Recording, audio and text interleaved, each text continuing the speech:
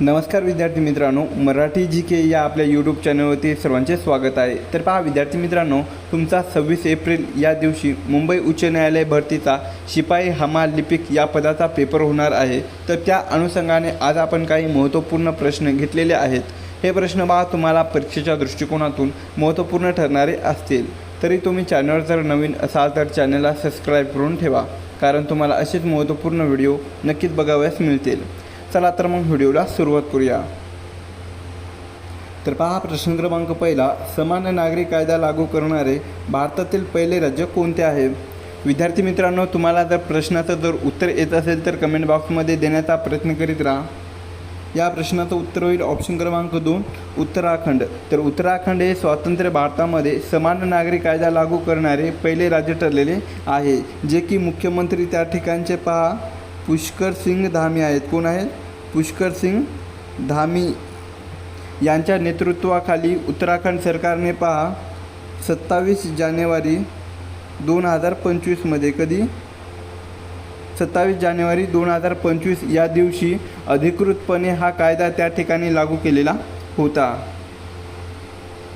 प्रश्न क्रमांक दुसरा, पश्चिम घाटातील सर्वाधिक उंचीचे पर्वत शिखर कोणते आहे? या प्रश्नाचं उत्तर होईल ऑप्शन क्रमांक 1 अन्नाईमुडी। तर अन्नाईमुडी हे पश्चिम घाटातील सर्वाधिक उंचीचे पर्वत शिखर आहे, जे की हे जे शिखर आहे तर ते पहा केरळ या राज्यामध्ये आहे। कुठे? केरळ या राज्यामध्ये असून या शिखराची उंची पहा 2695 मीटर इतकी आहे। अन्नाईमुडी या शिखराची उंची 2695 मीटर इतकी उंची असून हे जे शिखर आहे तर ते दक्षिण भारताचे एव्हरेस्ट म्हणून ओळखले जाते, जे की हे अन्नाईमलाई या पर्वतरांगेचा एक भाग आहे। तसेच पहा दोडा बेटा हे जे शिखर आहे तर ते पहा तामिळनाडू या राज्यामध्ये आहे। कोणत्या? तामिळनाडू या राज्यामध्ये असून या शिखराची उंची पहा 2637 मीटर इतकी आहे।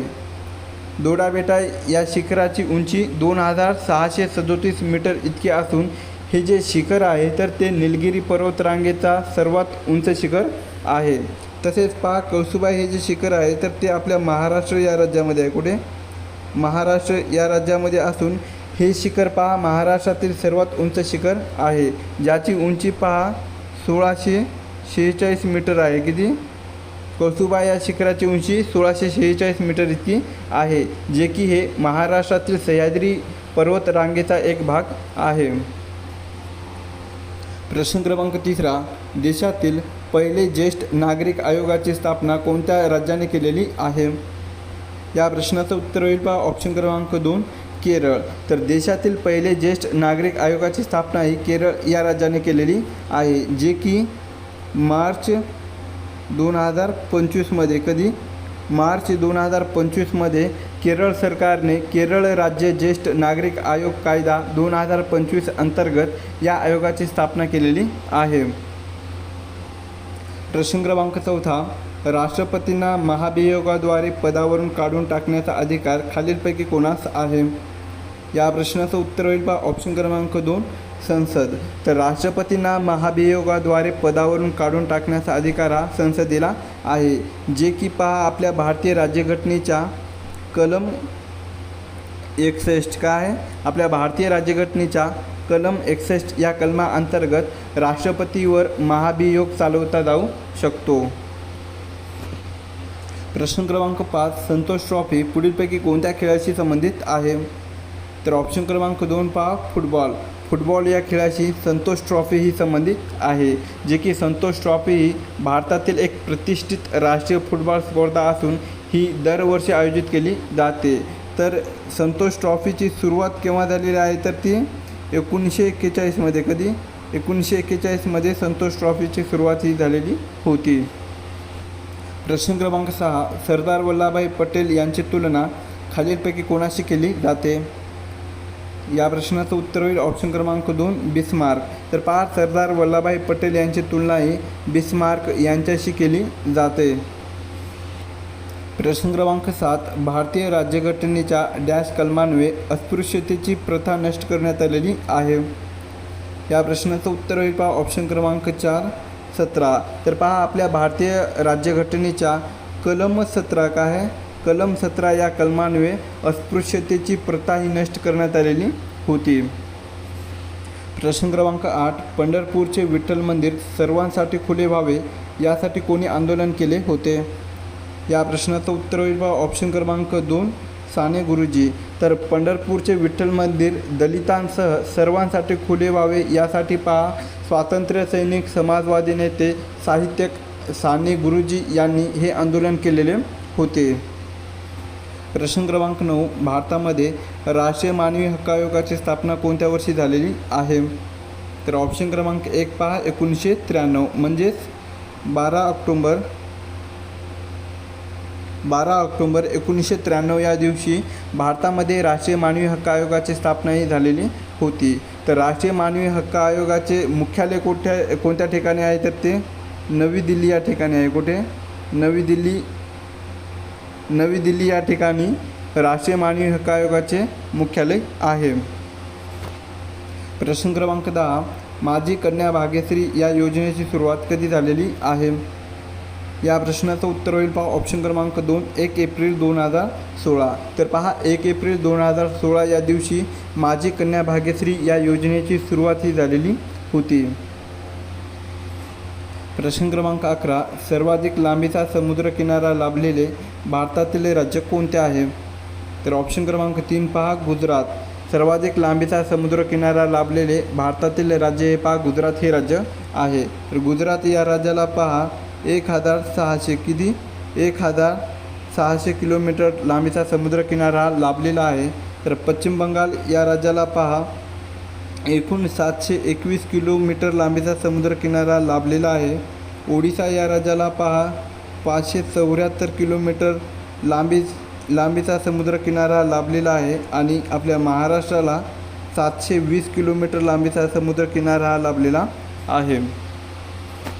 प्रश्न क्रमांक 12, सत्यमेव जयते हे घोषवाक्य कोणी लोकप्रिय केलेले आहे? या प्रश्नाचं उत्तर होईल ऑप्शन क्रमांक 2, मदन मोहन मालवीय. तर मदन मोहन मालवीय यांनी सत्यमेव जयते हे घोषवाक्य लोकप्रिय केलेले होते. तर सत्यमेव जयते हे जे घोषवाक्य आहे तर ते पहा मुंडक उपनिषद या प्राचीन ग्रंथामधून हे घोषवाक्य घेण्यात आलेले होते. जे की हे जे घोषवाक्य आहे तर ते पहा 26 जानेवारी, लक्षात ठेवा 26 जानेवारी 1950 मध्ये. कधी?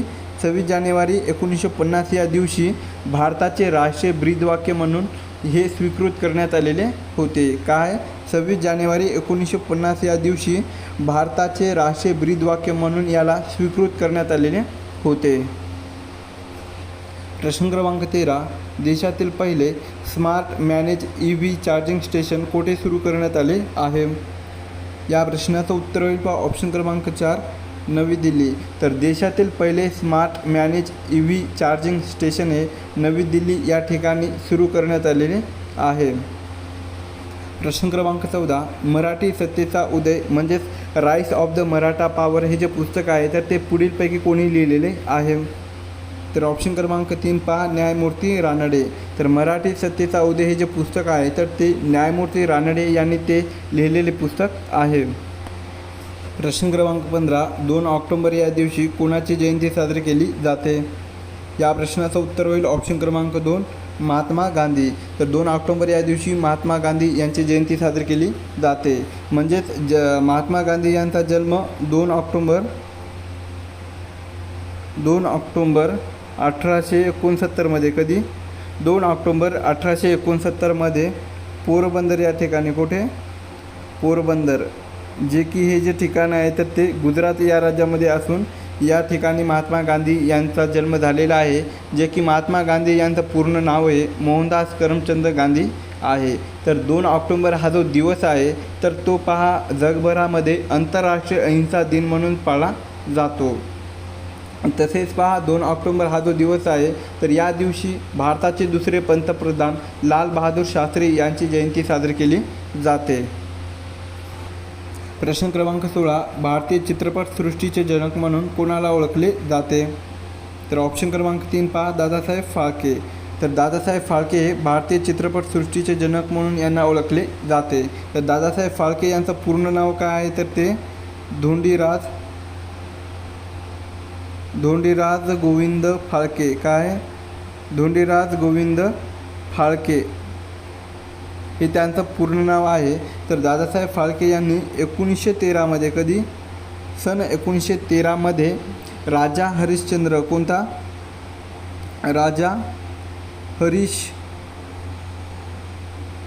राजा हरिश्चंद्र हा भारतातील पहिला पूर्ण लांबीचा मुखपट चित्रपट हा त्यांनी तयार केलेला होता. तर दादासाहेब फाळके पुरस्काराची सुरुवात केव्हा झालेली आहे? दादासाहेब फाळके पुरस्काराची सुरुवात तर 1969मध्ये. कधी? 1969मध्ये दादासाहेब फाळके पुरस्काराची सुरुवात ही झालेली होती. प्रश्न क्रमांक 17. समतेचा मूलभूत अधिकार हा राज्यघटनेच्या कुठल्या कलमात आहे? तर समतेचा मूलभूत अधिकार हा पहा आपल्या भारतीय राज्यघटनेच्या ऑप्शन क्रमांक 4 कलम 14 ते 18. काय? कलम 14 ते 18 या कलमामध्ये नमूद केलेले आहे. प्रश्न क्रमांक 18. 1936मध्ये मुंबईमध्ये प्रति आंबेडकर किंवा दख्खनचे आंबेडकर म्हणून कोणाला ओळखले जात होते? या प्रश्नाचं उत्तर होईल पहा ऑप्शन क्रमांक 4 B.S. मोरे. तर पहा 1936मध्ये मुंबईमध्ये प्रति आंबेडकर किंवा दख्खनचे आंबेडकर म्हणून B.S. मोरे यांना ओळखले जात होते. प्रश्न क्रमांक 19. गोसीखुर्द प्रकल्प कोणत्या नदीवर बांधण्यात आलेला आहे? तर गोसीखुर्द हा जो प्रकल्प आहे तर तो पहा ऑप्शन क्रमांक 3 वैनगंगा. कोणत्या? वैनगंगा या नदीवर बांधण्यात असून हा जो प्रकल्प आहे तर तो पहा भंडारा या जिल्ह्यामध्ये आहे. कोणत्या? भंडारा या जिल्ह्यामध्ये स्थित आहे. प्रश्न क्रमांक 20. सामाजिक न्याय दिवस महाराष्ट्रामध्ये कोणाच्या स्मरणार्थ साजरा केला जातो? तर ऑप्शन क्रमांक 4 पहा शाहू महाराज. तर सामाजिक न्याय दिवस हा महाराष्ट्रामध्ये शाहू महाराज यांच्या स्मरणार्थ साजरा केला जातो. प्रश्न क्रमांक 21. भारतातील कोणते शहर हे पिंक सिटी म्हणून ओळखले जाते? या प्रश्नाचं उत्तर होईल पहा ऑप्शन क्रमांक 3 जयपूर. तर भारतातील जयपूर या शहराला पिंक सिटी शहर म्हणून ओळखले जाते. तर जयपूर हे जे शहर आहे तर ते राजस्थान या राज्यामध्ये आहे. कोणते? राजस्थान या राज्यामध्ये स्थित आहे. प्रश्न क्रमांक 22. भारतीय वर्तमानपत्रासाठी कागद तयार करणारा पहिला कारखाना येथे स्थापन झाला? तर ऑप्शन क्रमांक 1 पहा नेपाळ नगर. तर भारतीय वर्तमानपत्रासाठी कागद तयार करणारा पहिला कारखाना नेपाळ नगर जे की हे मध्य प्रदेश या राज्यामध्ये आहे. कुठे? मध्य प्रदेश या राज्यामध्ये असून या ठिकाणी पहा 1955. कधी?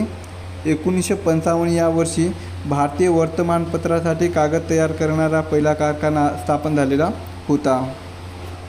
प्रश्न क्रमांक 23. राष्ट्रीय मतदार दिवस किती तारखेला साजरा केला जातो? तर राष्ट्रीय मतदार दिवस हा पहा ऑप्शन क्रमांक 4 25 जानेवारी. काय? 25 जानेवारी या तारखेला साजरा केला जातो. प्रश्न क्रमांक 24. डॉक्टर बाबासाहेब आंबेडकर यांनी चवदार तळ्याचा सत्याग्रह कुठे केला होता? तर ऑप्शन क्रमांक 1 पहा महाड. तर डॉक्टर बाबासाहेब आंबेडकर यांनी चवदार तळ्याचा ऐतिहासिक सत्याग्रह हा पहा महाड जे की हे पहा रायगड या जिल्ह्यामध्ये आहे. कुठे? रायगड या जिल्ह्यामध्ये असून या ठिकाणी 20 मार्च 1927 या दिवशी. काय? 20 मार्च 1927 या दिवशी चवदार तळ्याचा सत्याग्रह हा केलेला होता. प्रश्न क्रमांक 25. महाराष्ट्रातील सर्वाधिक आदिवासी लोकसंख्येचा जिल्हा म्हणून कोणत्या जिल्ह्याला ओळखले जाते? या प्रश्नाचं उत्तर होईल ऑप्शन क्रमांक 4 नंदुरबार. तर महाराष्ट्रातील सर्वाधिक आदिवासी लोकसंख्येचा जिल्हा म्हणून नंदुरबार या जिल्ह्याला ओळखले जाते. प्रश्न क्रमांक 26. महात्मा गांधीजीचे राजकीय गुरु कोण होते? तर ऑप्शन क्रमांक 3 पहा गोपाळकृष्ण गोखले. तर गोपाळकृष्ण गोखले हे महात्मा गांधीजीचे राजकीय गुरु होते.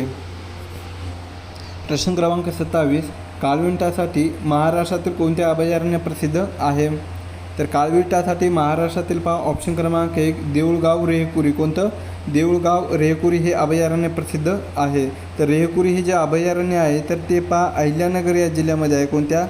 अहिल्यानगर या जिल्ह्यातील कर्जत या तालुक्यामध्ये रेकुरी हे अभयारण्य आहे, जे की रेकुरी या अभयारण्याची स्थापना ही पहा 1980मध्ये कधी 1980मध्ये या अभयारण्याची स्थापना ही करण्यात आलेली आहे.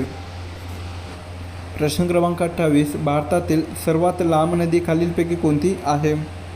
तर ऑप्शन क्रमांक 4 पहा गंगा. गंगा ही भारतातील सर्वात लांब नदी आहे, जिची लांबी पहा 2525 किलोमीटर. काय आहे? गंगा या नदीची लांबी ही 2525 किलोमीटर इतकी आहे, जे की गंगा ही जी नदी आहे तर ती पहा उत्तराखंड या राज्यातून उगम पावते. काय आहे? उत्तराखंड या राज्यातून गंगा ही नदी उगम पावते. प्रश्न क्रमांक 29, रजत क्रांती ही कोणत्या क्षेत्राशी संबंधित आहे? तर रजत ही जी क्रांती आहे तर ती पहा ऑप्शन क्रमांक 4 अंडी उत्पादन. काय? अंडी उत्पादन या क्षेत्राशी संबंधित आहे. प्रश्न क्रमांक 30, महाराष्ट्रामध्ये सर्वात जास्त काळ पदावर राहणारे राज्यपाल कोण आहेत? या प्रश्नाचं उत्तर होईल ऑप्शन क्रमांक 4 PC अलेक्झांडर.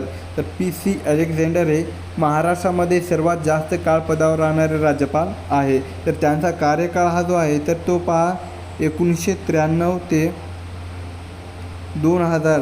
काय? 1993 ते 2000 या कालावधीमध्ये ते महाराष्ट्राचे राज्यपाल म्हणून त्यांनी सेवा बजावलेली होती, जे की हा कार्यकाळ सर्वाधिक आहे.